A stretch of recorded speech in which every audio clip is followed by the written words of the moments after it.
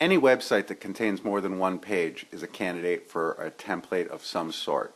Whether you want to use something local like a dynamic web template that has no dependency on the server that the site will run on, or whether you'd rather use something dynamic like an ASP.NET master page, content page arrangement, or even a PHP include. There's something built in to Expression Web to satisfy almost any template need you might have.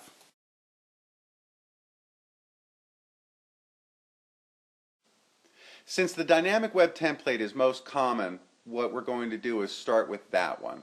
Now, in this Chapter 3 document, I have the editable region or the content region surrounded by this green border, and that's only there to make it more apparent what part of this page is dynamic web template and what part is editable. So here's the coolest thing. Create from dynamic web template. Go into the images folder, which is where I always keep my DWTs, and double click it. Now, it's created an exact duplicate of all the other pages with this little bit of layout text in the center of it. And that's all well and good, but here's the coolest part. You go Format, Dynamic Web Template, Open Attached Dynamic Web Template, and it opens it. Now watch this. We'll come back here and save this. And let's save it as Chapter 3a.html.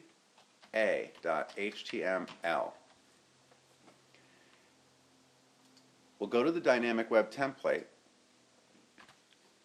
and I'll do Chapter 3a. We'll click that. We'll turn it into a hyperlink and connect it to that. Now, because I'm using a list, an unordered list, simply adding another list item and hyperlinking it makes it match all the other pages. Now, you can tell that this dynamic web template's been altered because of the asterisk on it. What we're going to do is hit the Save button. Expression Web is telling me that I've got 15 pages attached to it, and would I like to update them all? I'm going to hit Yes. Now, the thing is, when you save a change to a dynamic web template, that change has to radiate out to all the pages that are attached to it, which is completely different from a server-side template, which you'll see in the next segment of this video. But here's the cool thing. Because these were open, they couldn't save automatically, so we'll just do File, Save All. We'll return to 3A, and we'll pop it open in a browser. Let me drag the browser into the viewport and bounce it off the top. Okay, so look at your URL. You've got it running through the Expression Development Server. Not necessary, but that's how it's working now because that's how I set up the site settings. And you can see this Chapter 3a HTML. There's the link for 3a. If we go to Chapter 3, I still have the link to 3a. From the home page, I will still have the link to 3a. Just by changing that one spot in the dynamic web template, we're able to make sure that every page attached to it has the link for the new page, which is Chapter 3a. And that's how it works. I can't possibly emphasize enough how important it is to use some sort of web template, whether it's this one or the master page that you'll see in a few minutes. Any site with more than one page is a candidate for a template, plain and simple. Now let me just go back and take that. I'm going to grab the hyperlink, and then I'm going to go one larger, and I'm going to blow that out. Now our navigation is back to how it should be. Save it. It wants to update all 15 pages. Close it. Because I had these two open, we're going to do File, Save All. And that's all there is to the dynamic web template. Simple as could be. So let's close it. Let's close Chapter 3a, which I'm going to delete since we don't need it. And it was just an example. But when it's so easy to make new pages that identically match every other page in the site, you can do a lot of experimentation, you can do a lot of really rapid mock-ups. And also consider this. Let's say we wanted to completely do a site redesign for a customer. Well, it's not a problem because all we have to do is change the dynamic web template, and every page in the site that's attached to the dynamic web template will automatically take on the new appearance. You don't have to throw away one DWT to use another. You can pick and choose if you have multiple DWTs. Very, very helpful tool. I can't tell you enough how important it is to use, if not a DWT, some kind of template system. It's going to make your life as a designer and a developer much, much easier.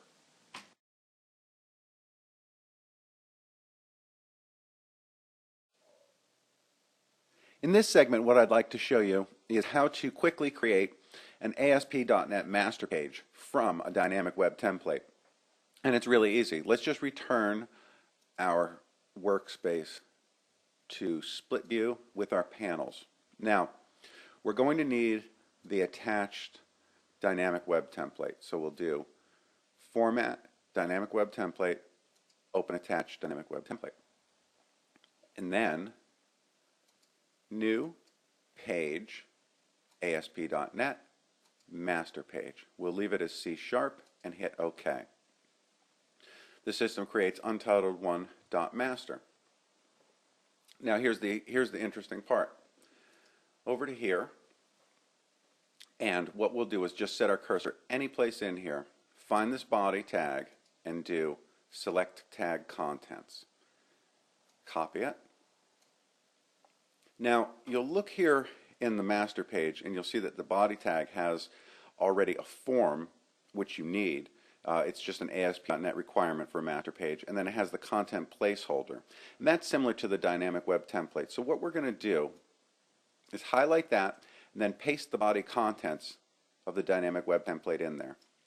And that'll completely remove the content placeholder, but it doesn't really matter because we're going to bring it back. You'll notice that this page does not look like the dynamic web template, and that's because we haven't copied the head. So let's go back to that and grab everything from the head section. We'll go from here to there. We don't need the title and we don't need that end editable. Oh, we do need this though. Let's grab it all. We'll copy it, return to the master, and we'll go up to the head section. You'll notice in this head section it's head run at server, and it even has a content placeholder in it. So what we'll do is we'll put this content inside the content placeholder. We'll get rid of that tag because we don't need it.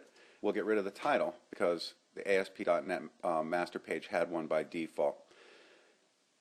And we'll just get rid of that line to clean it up some. Now watch. When we save this into the images folder as main.master,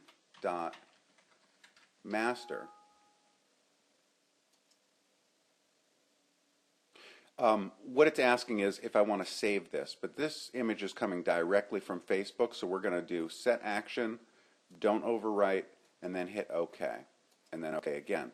Now that it's pathed to the proper CSS style sheet, it looks identical. We have one situation here, and that is a remnant from the dynamic web template, and it's the content. So what we'll do is DWT editable, remove tag, and then we'll go to content and we'll do select tag contents. And you can see here that it selects everything inside of this div content.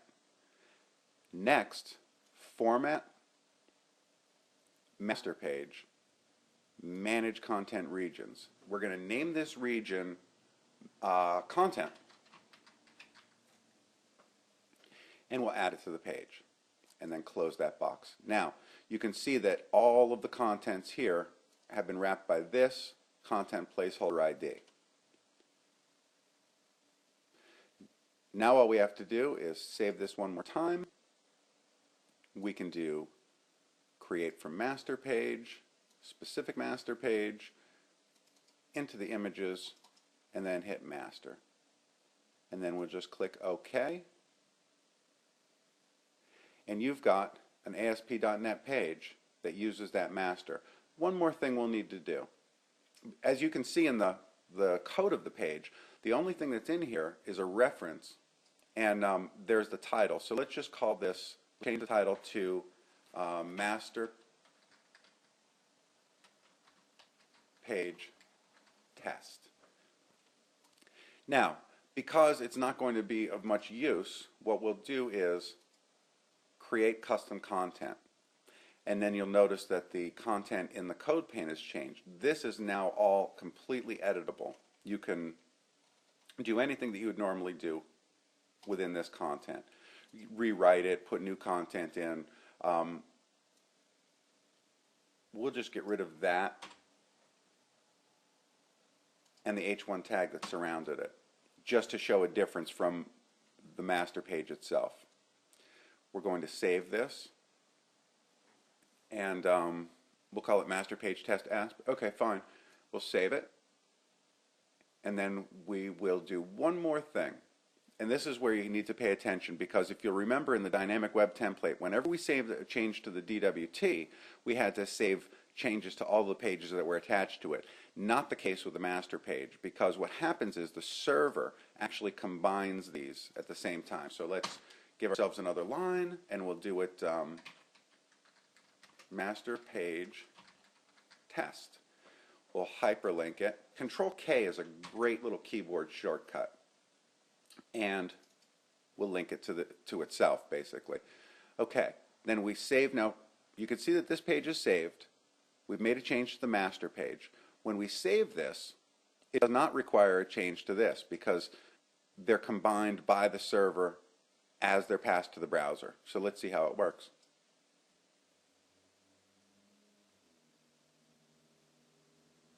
And you can tell that the expression development server is spun up, and you can see our page title, master page test. And there it is, and it does not have the initial H1. So we've changed content within this page. And it's present, the new link is present within the page. Let's just try one more time.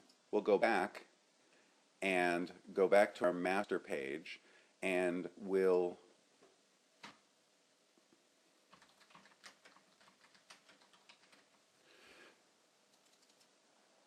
do Control K, and then I'll just hyperlink this to nothing. That would be like a bookmark. We'll save it,